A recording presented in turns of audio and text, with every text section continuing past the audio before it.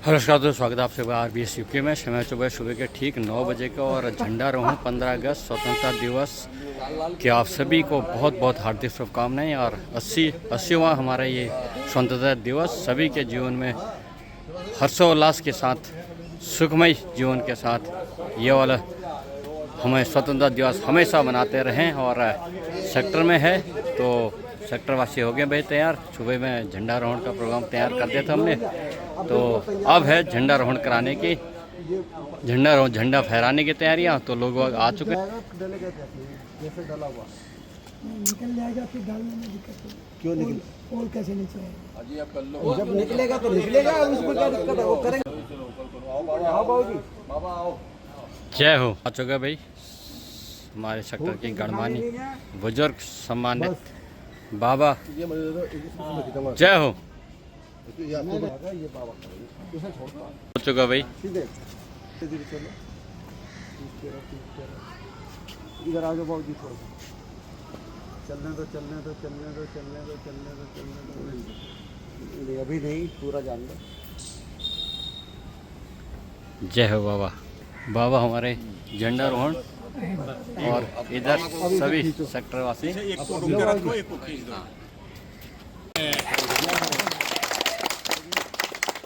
जन अधिनायक जय हे भारत भाग्य विधाता, पंजाब सिंध गुजरात मराठा उत्कल बंगा, विंध्य हिमाचल यमुना गंगा ऊंचल चंगा।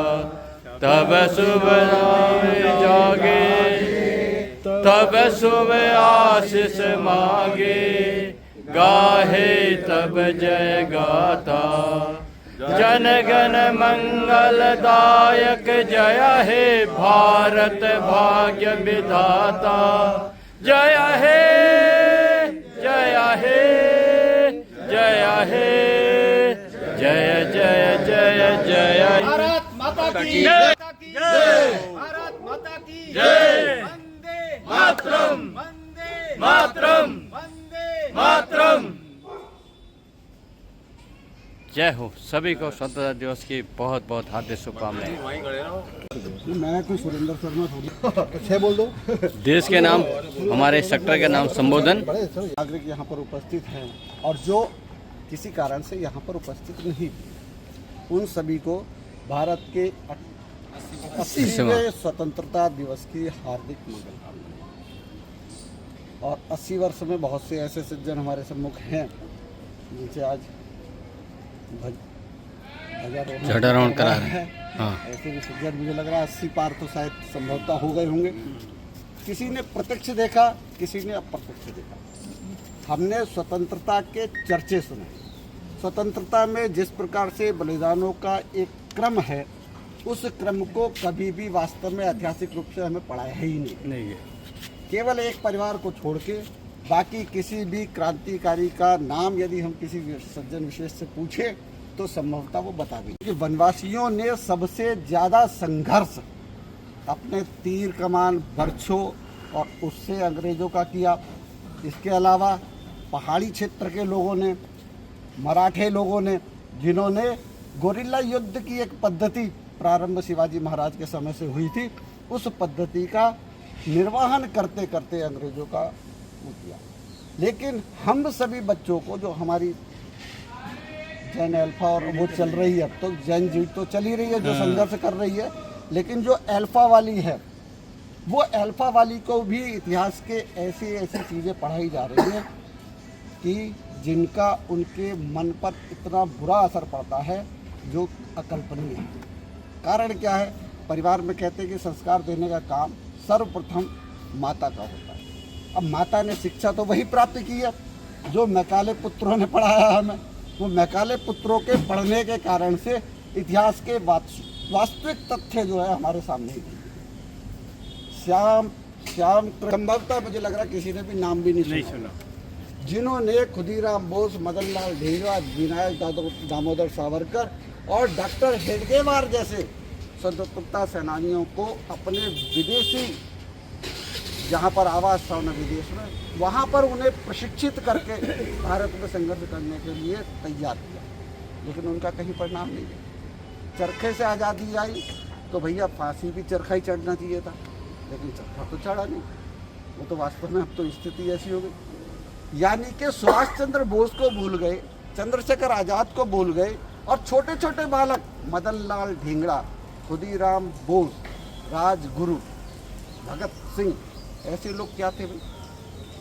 सर्वप्रथम आपको एक और विशेष बात का ध्यान मैं दिलाना चाहूँगा कि स्वतंत्रता दिवस में अजीत सिंह का संभवतः लोगों ने नाम भी नहीं सुना था। लोग क्या कहते हैं कि भगत सिंह अपनी पीढ़ी में एक ही स्वतंत्रता सेनानी है, लेकिन उनके चाचा ने अंग्रेजों के विरुद्ध किस प्रकार से वातावरण तैयार करने का काम किया था, इसकी जानकारी ही किसी को नहीं है।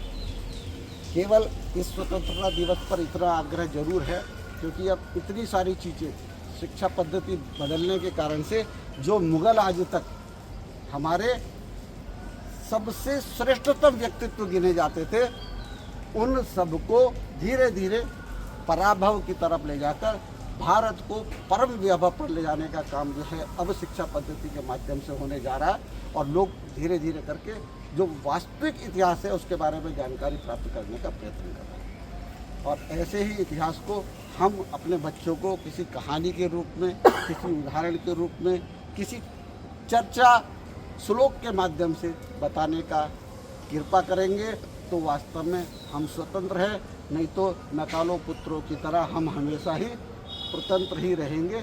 अभी भी देख लीजिए बहुत सारी चीज़ें ऐसी हुई। विदेशी ताकतों के ने जो कुछ बोला उसका इतना अधिक समर्थन करते हैं, हमें लगता है कि हमारे देश में तो शायद झूठे और मक्कार लोगों की संख्या अधिकतम हो गई, लेकिन वास्तविकता ये नहीं है। हमारे यहाँ भारत ने 700 वर्षों तक संघर्ष किया।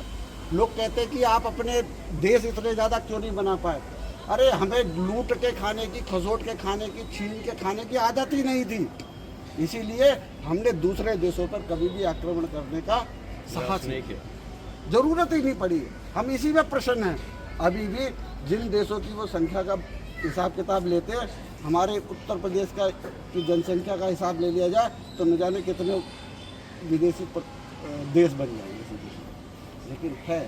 इसीलिए अपने देश पर गौरव करें, अपनी संस्कृति पे गौरव करें, अपने रहन सहन पर गौरव करें, अपने पहनावे पे गौरव करें, अपनी बात को कहने से कभी ना हिचके।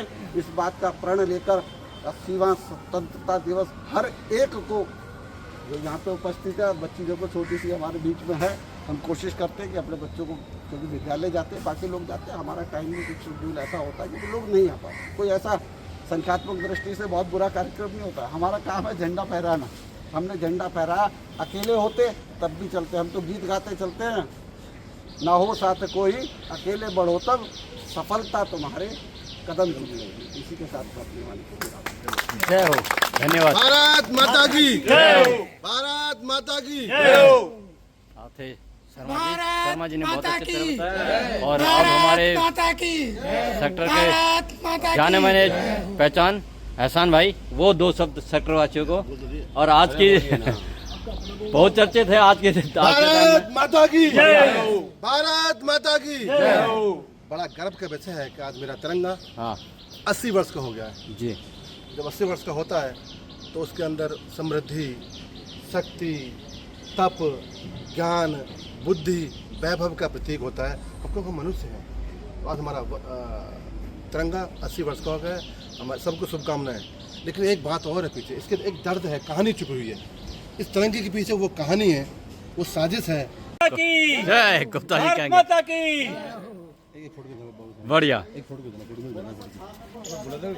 अंधेरे रात में कुछ सियासतदान, कुछ लालची, कुछ महाभारत के माँ भारती के दुश्मन षड्यंत्र कर रहे थे इस अखंड भारत को खंड खंड करने की।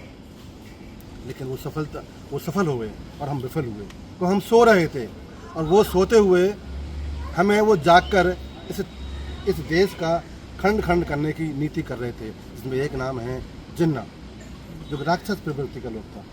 उसके साथ में हमारे ही देश के, हमारे ही समाज से आने वाले जवाहरलाल नेहरू, इस साजिश ने देश को तोड़ दिया। और वो जब देश तोड़ा तो उस रात को क्या मंजर था, शायद हम होते उस समय तो ये व्यथा हम जान सकते थे। रातों रात घर छोड़ना पड़ा, लाखों लोग इधर से उधर चले गए। हिंदू समाज के हिसाब से उन व्यक्तियों का पिंडदान भी आज तक नहीं हुआ। कोई भारत का लाल ऐसा पैदा नहीं हुआ उस समय त्रासदी में मारे गए युवा युवतियां, बहन भाई, उनका कोई पिंडदान कर सके। कोई आज तक ऐसा कोई मुसलमान पैदा भी नहीं हुआ जिसके जो लोग मारे गए मुस्लिम समाज के, उसकी नमाज पढ़ाई थी जनाजे की। तो वो वक्त देखा है, वो तंज देखा है। इस तंज को मिटाना है इस तिरंगे के आन मान शान के लिए। फिर पुनः कोई ऐसा षड्यंत्रकारी हमारे बीच में पैदा ना हो, उसका भी हमें ध्यान रखना है। और इस भारत माँ के लिए हमने अपने प्राणों की आहुति देने के लिए एक कदम आगे रखे, क्योंकि हमारे चारों तरफ देश दुश्मन देश हैं। वो कहीं ना कहीं हमारे युवाओं को, हमारे भाईचारे को, हमारी एकता को तोड़ने का षड्यंत्र करते रहते हैं। उस षड्यंत्र को अब हमें कोई अवतार पैदा नहीं होगा। हमें से ही वो राम भक्त, हमें से ही कृष्ण भक्त, हमें ही महादेव को भक्त पैदा होकर उन राक्षसों को खत्म करेंगे। जय हिंद, जय भारत माता की, भारत माता की।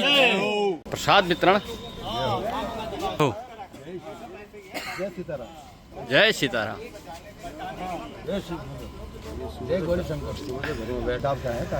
भाई मिल चुका है प्रसाद। तो इसी जानकारी के साथ इस ब्लॉग को भी समाप्त करते हैं। मिलते हैं फिर एक अगले ब्लॉग में। तब तक के लिए आप स्वस्थ रहें, मस्त रहें और अपने काम में व्यस्त रहें। जय हिंद, जय भारत।